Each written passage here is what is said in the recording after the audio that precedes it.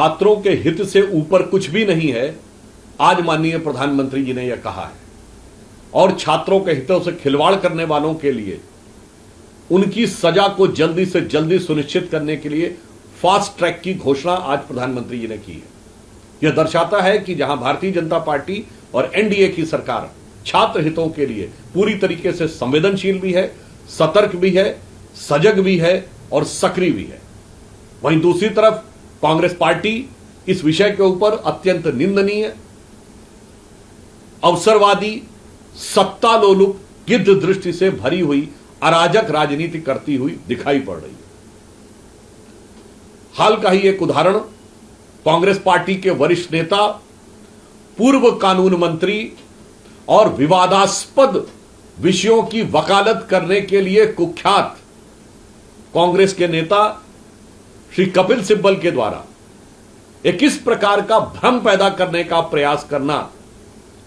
कि दिल्ली पुलिस को अमुक अमुक नियम के तहत अमुक अमुक अधिकार दिए जा रहे हैं, यह बहुत ही निंदनीय है।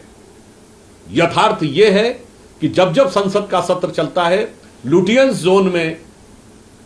धारा 144 यानी अब जिसको 163 कहते हैं, वो सदैव लगी रहती है और इस व्यवस्था का हर सत्र के दौरान एक नियमित समयांतराल के बाद नवीनीकरण होता है। अतः एक स्थायी व्यवस्था जो कुछ नियमों को लेकर, कानूनों को लेकर नियमित रूप से रिन्यू होती रहती है, उसके बारे में यह भ्रम फैलाने का काम यदि देश का पूर्व कानून मंत्री कहे तो इसका मतलब यह कतई नहीं माना जा सकता कि उसके पास कानून के ज्ञान का अभाव है, बल्कि यह तय माना जा सकता है कि उसके अंदर एक गहरा षड्यंत्रकारी भाव है। अर्थात कांग्रेस पार्टी हर मुद्दे के ऊपर भ्रम और षड्यंत्र करने से बाज नहीं आ रही है। एक तरफ आंदोलनकारी छात्र अपने मुद्दों को लेकर राजनीति करने प्रयास कर रहे हैं, उस पर राजनीति करने के लिए जिस प्रकार के कार्य कांग्रेस पार्टी और विपक्षी दल कर रहे हैं वो बहुत ही निंदनीय है। और अब उनका असली चेहरा और उजागर हो रहा है। भारतीय राजनीति के में बहुत अच्छी सांख्यिकीय दृष्टिकोण रखने वाले और भाजपा विरोधी इकोसिस्टम के स्वघोषित बुद्धिजीवी श्रीमती सोनिया गांधी जी के नेतृत्व में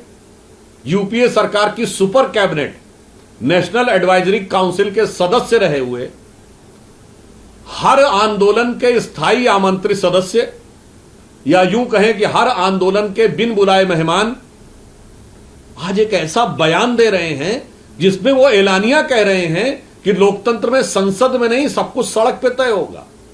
अब लोकतंत्र में इलेक्शन से नहीं, रेजिस्टेंस से तय होगा। इस बयान के द्वारा कांग्रेस पार्टी का मुखौटा पूरी तरीके से उतर गया है। विपक्षी दलों का असली चेहरा सामने आ गया है कि इनका उद्देश्य इस छात्र आंदोलन का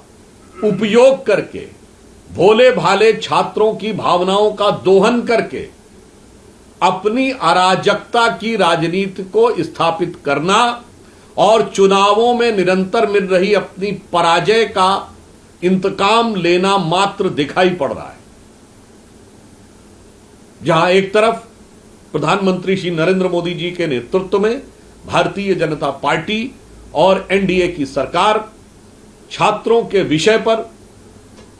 पूरी तरीके से संवेदनशीलता के साथ सक्रिय है और व्यवस्था को सुदृढ़ करने के लिए कटिबद्ध है, तो दूसरी तरफ कांग्रेस और उनके इन बयानों से यह साफ हो जाता है कि कांग्रेस समेत अनेक विपक्षी दल संवेदनशीलता के साथ व्यवस्था बनाने के लिए नहीं, कुटिलता के साथ अराजकता उत्पन्न करने के लिए सक्रिय है। अतः छात्रों से भी हम अनुरोध करना चाहेंगे कि वो अपने आंदोलन में इन अराजक तत्वों को घुसने का, अपनी राजनीतिक रोटियां सेकने का, हिंसा और उपद्रव के द्वारा अपने गर्हित राजनीतिक हितों के साधन करने का मौका देने के प्रति बहुत सावधान रहें और सरकार के प्रस्ताव पर विचार करके समाधान की ओर बढ़ें। हमारी सरकार का लक्ष्य है संवेदनशीलता के साथ समाधान की तरफ आगे बढ़ना। विपक्षी दलों का लक्ष्य है कुटिलता के साथ घमासान की तरफ आगे बढ़ना। प्रभातखबर.com, विश्वास वही, रफ्तार नहीं।